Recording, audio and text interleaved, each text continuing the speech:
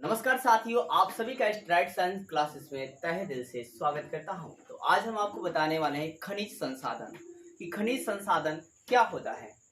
दोस्तों, है क्या कि जिस संसाधन से हमें खनिज प्राप्त होती है उसे खनिज संसाधन कहा जाता है।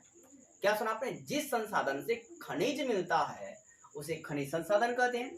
खनिज संसाधन जैसे कि बक्साइट हो गया, आपका लौह अयस्क हो जाएंगे, और लौह अयस्क हो जाएगा दोस्तों, टीन हो जाएगा, फिर आपके सिल्वर के खनिज हो जाएंगे, जैसे कि मरकरी का हो जाएगा, आपका सिनेबार खनिज हो जाएगा दोस्तों। अनेकों प्रकार खनिज होते हैं। और खनिजों में से क्या होता है कि धातु को प्रचुर मात्रा में, जिस खनिज से धातु को प्रचुर मात्रा में और कम खर्च में निकालते हैं उस खनिज को अयस्क कहा जाता है। क्या सुने? कि जिस खनिज में से धातु को कम खर्च में और प्रचुर मात्रा में निकालते हैं तो उसी खनिज को अयस्क कहा जाता है।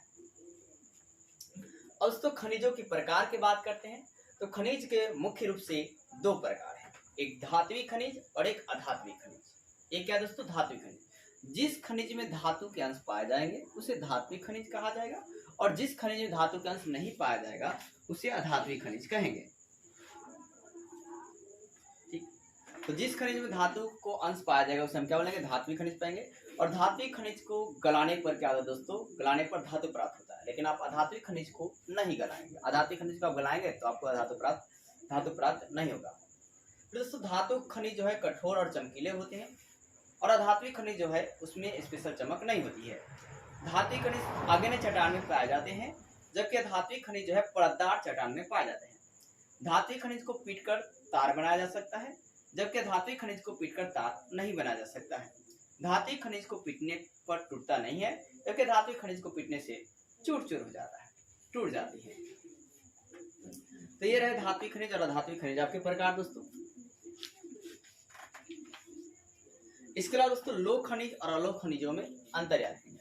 तो जिस खनिज में लोहा का अंश होगा उसे लौह खनिज कहेंगे, और जिस खनिज में लोहा का अंश नहीं होगा उसे अलोह खनिज कहेंगे।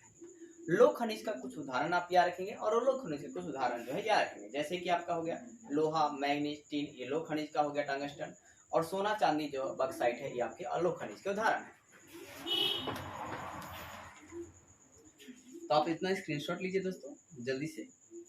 इसके अलावा आप ये भी रखेंगे कार्बनिक खनिज किसे कहते हैं और अकार्बनिक खनिज किसे कहते हैं। जो अधात्विक खनिज होता है दो प्रकार का होता है, एक कार्बनिक और एक अकार्बनिक खनिज।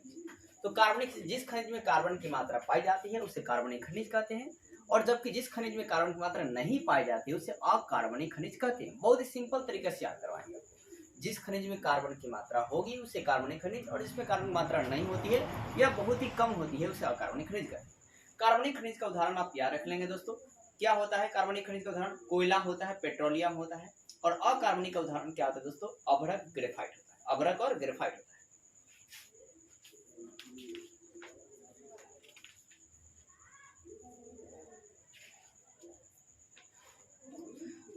लौह खनिजों में आप ये भी बात रखेंगे, लौह खनिज को रवेदार चट्टान से प्राप्त किया जाता है, और जो अलोह खनिज है ये सभी प्रकार के चट्टानों से प्राप्त होता है।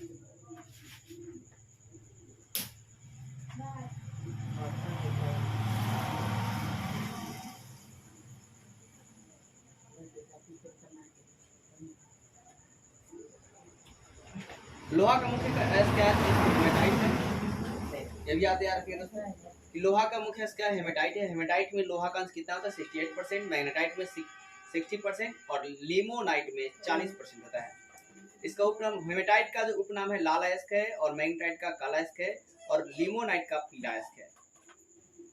तो ये जो बात आप जरूर याद रखेंगे दोस्तों, ये आपके लिए इम्पोर्टेंट है ये चार्ट ऑब्जेक्टिव की दृष्टि से। अब वितरण की हम बात करें दोस्तों, लोहा जो है कुल भंडार की बात करें तो 96% कर्नाटक, छत्तीसगढ़, उड़ीसा और गोवा राज्यों में मिलता है। 96% कहाँ मिलता है? कर्नाटक, छत्तीसगढ़, उड़ीसा और गोवा राज्य से प्राप्त होता है। कर्नाटक की बात करें तो ये राज्य का लगभग चौथा लोहा उत्पादन, 1/4 लोहा का ये उत्पादन करता है। ठीक है, 1/4 उत्पादन करता है। छत्तीसगढ़ जो है दूसरा उत्पादक राज्य है, और उड़ीसा जो है यह अकेले 19% उत्पादन करता है। गोवा जो है ये भी चौथा लोहा बड़ा उत्पादक राज्य है, और ये 16% उत्पादन करता है। झारखंड जो है 5वां बड़ा है और ये 15% करता है। महाराष्ट्र में जो लोह उत्पादन है ये कहाँ से मिलता है, तो चंद्रपुरी रत्नगिरी पहाड़ियों से मिलता है। आंध्र प्रदेश में कहाँ मिलता है, तो करीमन नगर से मिलता है। तो ये रहे आपके लोह खनिजों के बारे में।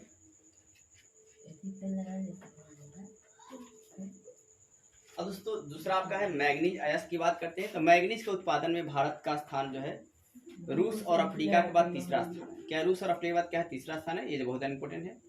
अब भारतीय मैग्नीज में संचित भंडार कितना है, तो 1670 लाख है। कितना है, 1670 लाख है।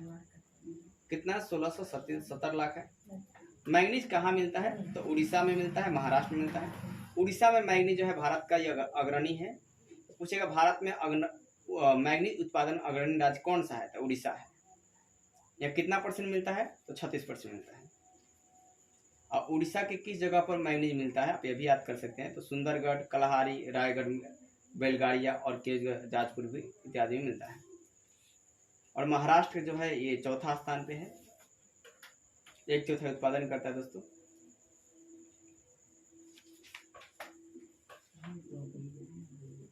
अब धात्विक खनिज में दोस्तों अलोक खनिजों में देखते हैं बक्साइट को।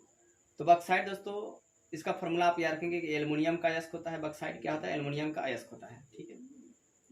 और एल्युमिनियम का निर्माण जो है बहुत सारी चीज़ों में किया जाता है, जैसे कि सीमेंट में बनाने में भी किया जाता है, बर्तन बनाने में भी करते हैं। और फिर जो वायुयान होता है उसकी छतरी बनाने में, वायुयान के जो पार्ट्स होते हैं उसको बनाने में करते हैं।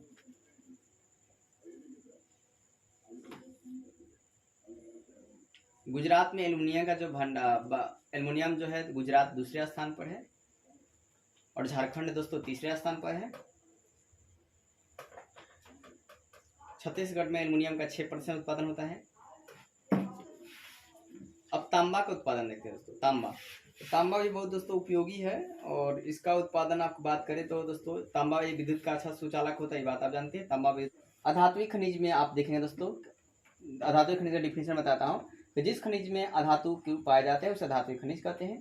अधात्विक खनिज में आपका है क्या, अभ्रक जो है दोस्तों भारत विश्व के सीप में अग्रणी उत्पादक है। अभ्रक उत्पादन में वर्ल्ड में जो है क्या, भारत सबसे आगे है। अब है क्या दोस्तों, इसका उपयोग इलेक्ट्रॉनिक उद्योग में भी किया जाता है। इसकी मतलब ये जो अभ्रक जो ज़्यादातर कहाँ मिलता है, बिहार, झारखंड, आंध्र प्रदेश राज्य मिलता है। बिहार, झारखंड, आंध्र प्रदेश राज्य मिलता है। दूसरा अधात्विक खनिज चूना पत्थर है। चूना पत्थर में 76% सीमेंट, 6% आपका प्रतिशत लोह इस्पात और 4% रसायनों का उद्योग में किया जाता है। चूना पत्थर का उपयोग कहाँ करते हैं, 76% सीमेंट में और 16% लोह इस्पात में और 4% रसायन में। अब जो आपका चूना पत्थर की बात करें तो ये आपको किन राज्यों में मिलता है ज़्यादातर, तो छत्तीसगढ़, मध्य प्रदेश, गुजरात, ठीक है। अब 35% जो है दोस्तों मध्य प्रदेश में मिलता है। कहाँ मिलता है, मध्य प्रदेश में। तो खनिजों का आर्थिक महत्व दोस्तों, खनिज बहुत हमारे लिए महत्वपूर्ण रखते हैं, क्योंकि इन खनिजों के माध्यम से हम लोग क्या करते हैं, मशीन बनाते हैं। उस मशीन से अलग अलग काम किया जाता है। जैसे मशीन में नाम बोलो तो जेसीबी हो गया, और इन जेसीबी से आप क्या करेंगे, अनेक प्रकार का काम करते हैं। फिर इसके अलावा मतलब जो जनरेटर हो गया उससे आप बिजली उत्पन्न करते हैं और अपने तत्काल काम को पूरा करते हैं शादी विवाह में। फिर इसके अलावा जो मशीनें होती है वो आपकी फैक्ट्रियों में काम करती है, जिससे अनेकों प्रकार के होते हैं। जैसे फिर मान लीजिए कि लोहे के पार्टिकल के ही ज़्यादातर बने होते हैं।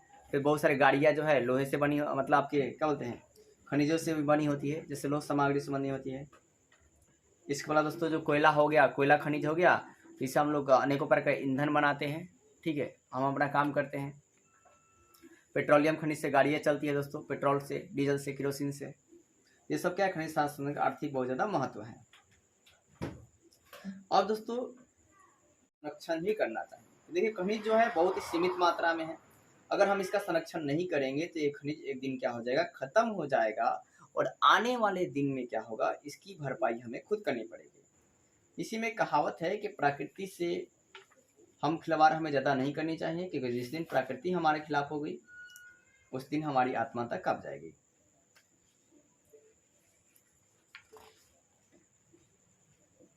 इंपॉर्टेंट क्वेश्चन को आप याद रखेंगे कि भारत में लगभग कितने खनिज पाए जाते हैं, 100 खनिज पाए जाते हैं। भारत में लगभग कितने खनिज पाए जाते हैं, 100 खनिज पाए जाते हैं।